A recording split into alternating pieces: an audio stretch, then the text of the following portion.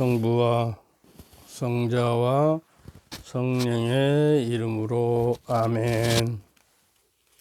오늘 시작 기도는 사제들이 바치는 성무일도 아침 기도 찬미가가 너무 좋아서 성찬을 앞두고 대림식에 드리는 기도입니다. 태양이 떠오르는 하늘 끝에서 지평선 마주 닿는 땅끝에까지 구세주 임금님을 노래들 하네. 동정녀 마리아께 나신 임금님, 온 누리 창조하신 우리 하느님, 스스로 사람 되어 사람 구하며 당신이 만드신 것 잃지 않으며 비천한 종의 모습 취하시었네. 굳게도 닫혀있는 모친 태중에 천상의 크시는 총 들어가도다. 정녀는 그 태중에 모르는 신비 묵묵히 믿음으로 모시고 있네. 티 없이 깨끗한 몸 간택하시어 지존한 하느님의 궁궐 대신이 순결한 동정녀의 몸이면서도 성자를 말씀으로 잉태하셨네. 산모가 아드님을 낳으시리니 대천사 가브리엘 예고한 아기 요한이 태중에서 알아본 아기 이제는 때가 되어 탄생하시네. 아멘. 오늘은 요한은 소리이고 그리스도는 말씀이다, 말이다 하는 성 아우구스티노의 그 강론 말씀을 가지고 오늘 이야기를 하겠습니다. 왜냐 그러면 세례자 요한이 예수 그리스도의 탄생을 예고하는 그 구약의 마지막 예언자고 요한보다 더 큰 인물은 없다. 그러나 천국에서는 전국에 있는 사람은 요한보다 크다 이렇게 이야기를 했지요. 그리고 이제 요한은 세례 요한은 광야에서 외치는 소리다. 여기서 오늘 이야기할 때 요한 그러면 세례자 요한입니다. 요한은 타오르며 빛을 내는 등불입니다. 요한복음 5장 35절의 말씀들을 생각하면서 우선 요한은 그리스도고 요한은 소리고 그리스도는 말이라고 하는 저게 여기에 좀 의합하게 그 적용이 될까 하여 시편을 하나 읽으면서 좀 이야기를 해볼까 그래요. 여러분도 잘 아시는 아주 유명한 한용운 시인의 나룻배와 행인이라는 시입니다. 나는 나룻배, 당신은 행인. 당신은 흙발로 나를 짓밟습니다. 나는 당신을 안고 물을 건너갑니다. 나는 당신을 안으면 깊으나 옅으나 급한 여울이나 건너갑니다. 만일 당신이 아니오시면 나는 바람을 쐬고 눈비를 맞으며 밤에서 낮까지 당신을 기다리고 있습니다. 당신은 물만 건너면 나를 돌아보지도 않고 가십니다. 그래요. 그러나 나는 당신이 언제든지 오실 줄만은 알아요. 나는 당신을 기다리면서 낡아갑니다. 나는 나룻배, 당신은 행인. 이게 그 한용운은 스님인데, 그러니까 이승과 저승을 연결해주는 나룻배와 스님과 사제들은 같다면 이런 내용이 담겨 있는데요. 그러니까 나룻배인 그 성직자나 하나님 말씀을 선포하는 선교사들이나 그 강을 건너려면 나룻배를 타야 하잖아요. 옛날에 그러면 이제 그 행인들이라고는 하나님의 백성을 이승에서 저승으로 데려가는 나룻배 역할을 하면서 그런데 백성들은 하나님 백성들은 당신을 흙발로 짓밟습니다. 이게 배를 흙발로 짓밟고 가죠. 그러니까 이제 그 복음 선포자들과 하나님의 종들은 그러한 수모를 당하는 것이에요. 세상에서 나는 당신을 안고 그래도 노를 저어서 물을 건너서 힘차게 나아갑니다. 이런 뜻이에요. 나는 당신을 안으면 깊으나 옅으나 급한 여울이나 건너간다.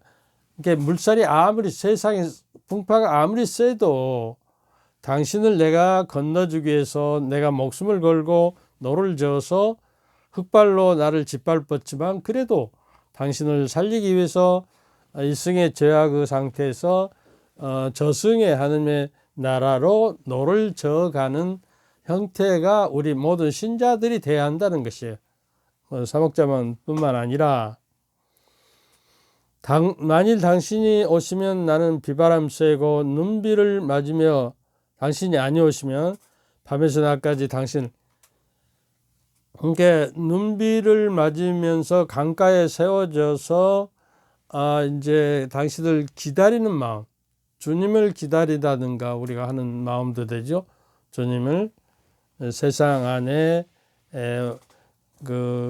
모셔드리는 그래서 행인을 기다리는 그러면서 이제 그런데 이게 노를 저어서 그냥 힘차게 땀 흘리면서 건너줘도 당신은 뒤돌아보지도 않고 가시기만 그렇습니다. 그렇습니다. 우리가 사제 생활을 제가 50평생을 하고 이제 되어 가는데도 은퇴를 하면 사람들이 우리를 뒤돌아보지도 않아요. 그렇습니다. 그러니까 은퇴자들도요. 자기가 직장에서나 뭐 정치나 여기에서 여러 가지 명예를 가지고 높은 지위에 있어서 은퇴해도 직원들이나 사람들이 자를 찾아주지 않아도 이 배처럼 이제 눈비 맞으며 강가에서 자기 할 일 다 하고 이게 낡아져 가는 그래도 할 일 다 했기 때문에 자기 삶을 이루기 때문에 낡아지면서도 그 배는 행복하고 기쁜 거예요. 환희에 차 있는 거예요. 그래서 우리가 이제 은퇴했다고 해서 버려진 사람이 아니라 할 일 다 했기 때문에 기쁨과 영광을 안고 자기 내면에서는 몸은 낡아가고 늙어가지만 할 일 다 하고 기쁨에 차 있다는 사실을 차 있어야 합니다. 우리도. 그래서 이 시를 읽고 여기에 대비돼서 세례자 요한의 사명과 운명과 비슷하기 때문에 말씀드렸어요. 요한은 소리고 그리스도는 말이다 그 말이죠. 근데 그리스도야말로 태초부터 계신 영원한 생명의 말씀이고 또 이 세상 만물을 창조하신 하나님의 말씀이에요. 그래서 어쩝니까? 소리는 말을 전달하기 위해서 말 소리가 울리지만은 상대에게 그 말을 전달해 주면 그 말은 사라지고 없어지는 거예요. 세례자 요한도 하느님을 이렇게 그리스도 구세주를 사람들에게 소개하고 회개하고 죄를 용서받기 위해서 세례를 받아 통일 세례를 베풀었죠. 그러고 나서 그분은 그리스도는 커져야 하고 나는 작아져야 한다는 거예요.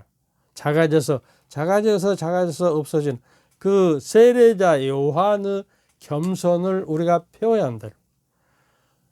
우리가 하늘을 위해서 성당 일을 하고 뭐 사목회장을 하고 무슨 내주를 하고 뭐가 심심단체를 했음에도 불구하고 우리는 그리스도를 사람들에게 건너다 주고 소리인 우리는 쓰러져서 없어지는 겸손의 태도를 가져야 한다는 거예요.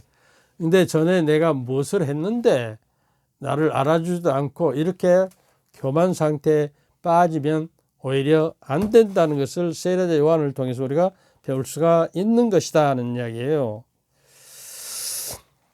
근데 이제 소리는 말을 마음에 있는 소리는 말이죠. 내 마음에 있는 말을 내 육신인 입을 통해서 소리를 통해서 상대방의 육신의 기회를 통해서 그 사람 마음 안에 내 마음 속에 말이 전달이 되는 것이에요. 그러니까 내 마음은 보이지 않잖아요. 그런데 육체는 보이죠. 소리도 듣는 것이기 때문에, 그리고 상대의 육체의 귀를 소리를 통해서 보이지 않는 마음 속에선 이게 성사적인 행위예요. 그래서 성사론에서는 육체는 영혼의 성사다 이렇게 이야기하는 거예요. 그래서 말이라는 것이 그렇게 중요해. 영혼에서, 내 영혼에서, 마음에서 우러나오는 소리이기 때문에 바로 나예요.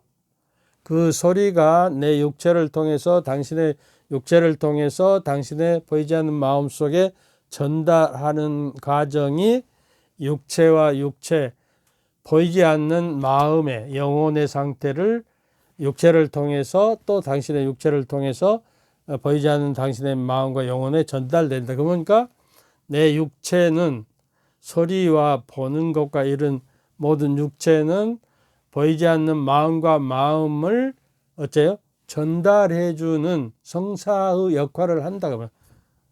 그러니까 성사라는 것은 보이지 않는 하나님의 은총이 보이는 어떤 성사라는 행위, 물로 세례를 이렇게 붓고 성유를 바르고 하는 그러한 행위와 동작들을 통해서 보이지 않는 하느님의 보이는 어떤 행위를 통해서 우리가 우리 육체에 보이는 육체를 통해서 보이지 않는 내 영혼에 하나님의 은총이 전달하는 과정이 성사적인 행위라는 거예요. 알겠죠?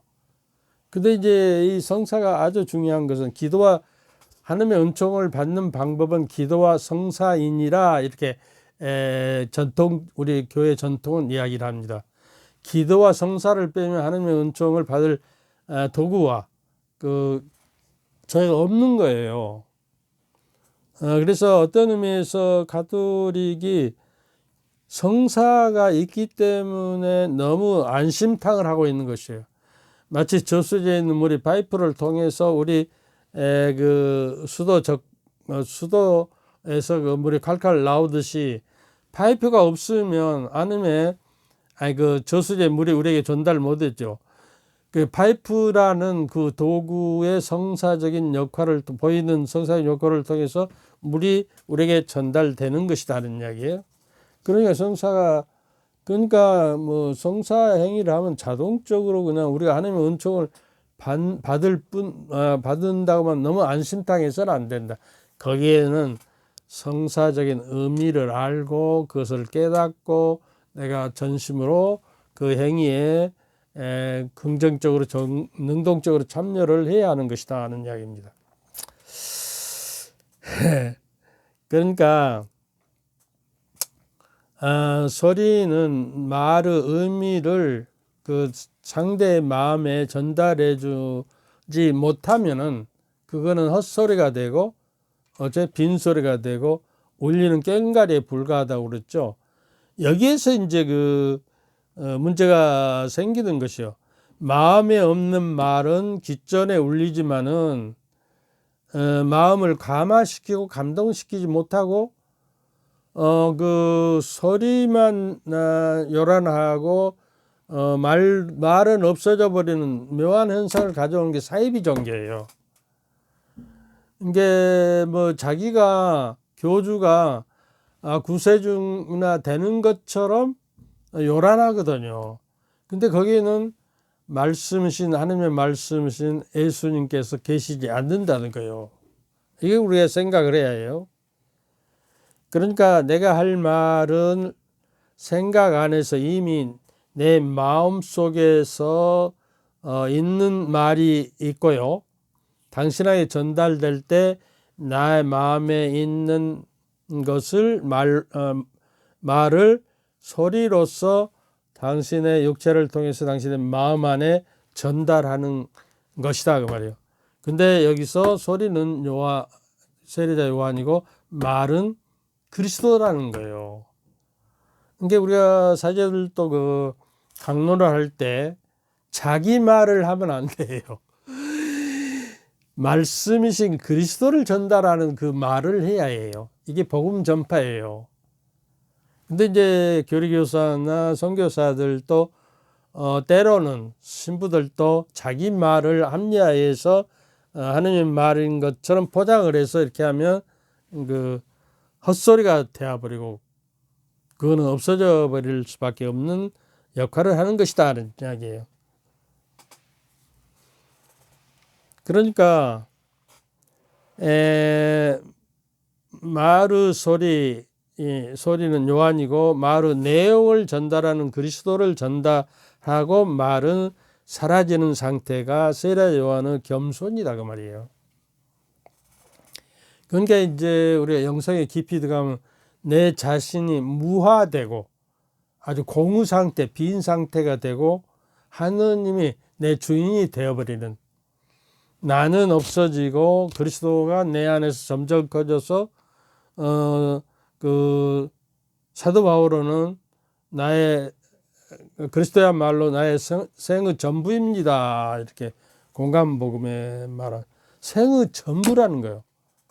주인이 나를 소유하고 있기 때문에 나는 소유일 뿐이고 그리스도가 내 주인을, 그러니까 내 중심적인 삶 안에서 그리스도의 중심적으로 삶이 옮아가서 그리스도가 내 주인이 되는 과정이 신앙생활이에요. 죽을 때 완전히 나를 차지하시고 온전히 하느님의 것으로 내가 봉헌되어질 때 죽음이 끝나야 하느님의 나라가 시작되는 거예요. 근데 내 중심으로 살고 그리스도는 나의 뭐 심부름꾼이나 하는 식으로 그리스도를 내가 소유하고 있는 것은 아닙니다.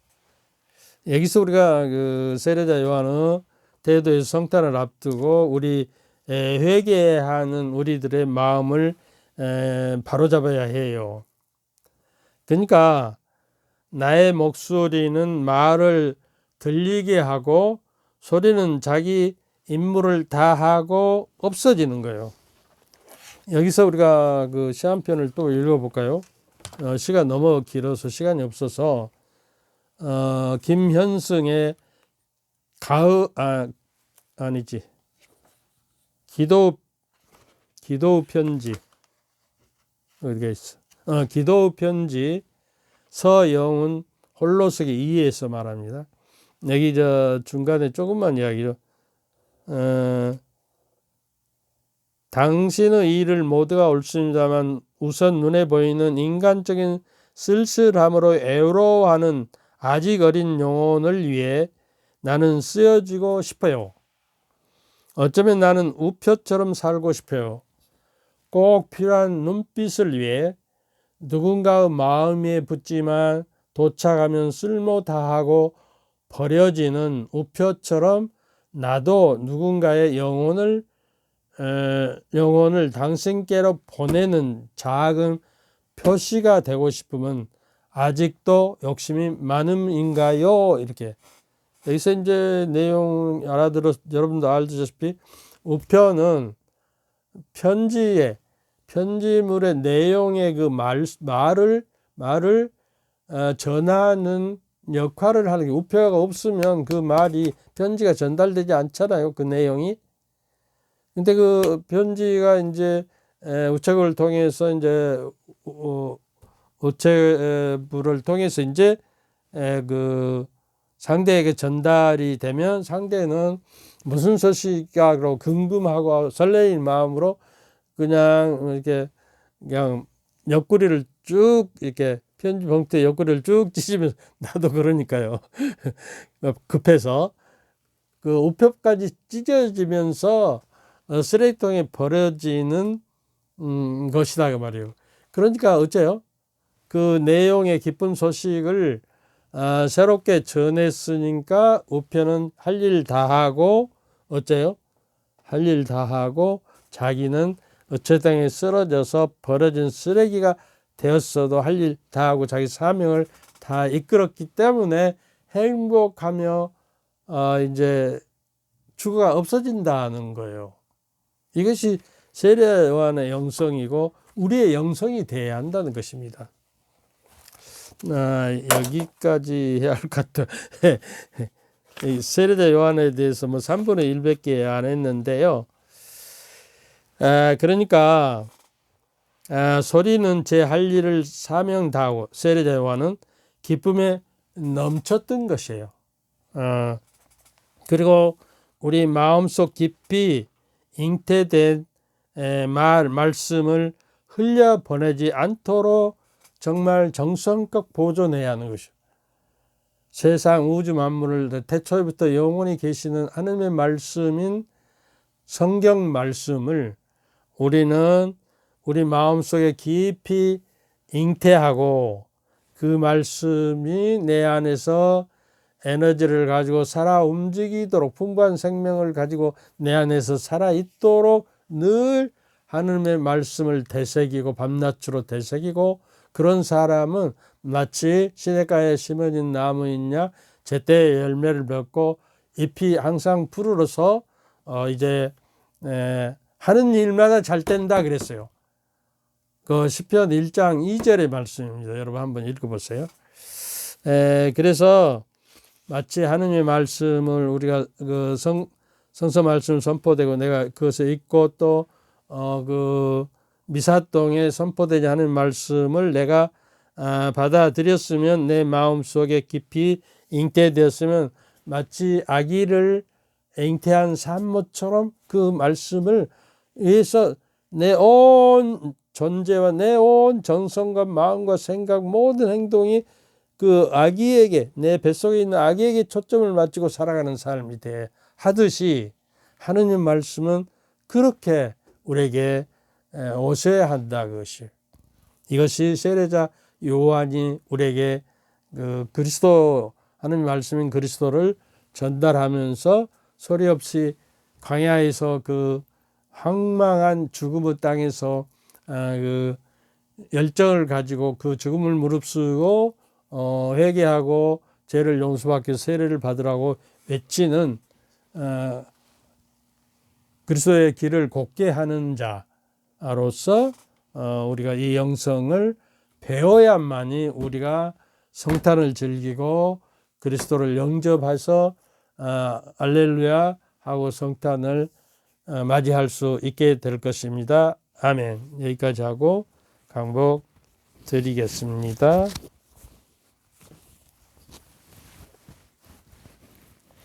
주님께서 저희와 함께 또한 사제의 영과 함께 전능하신 전주 성부와 성자와 성령께서는 여러분과 여러분 가족 모두에게 축복을 내리시어 길이 머물게 하소서. 아멘. 감사합니다. 요것이 어떻게 말을 안 들어요. 새로 했는데도 안 돼.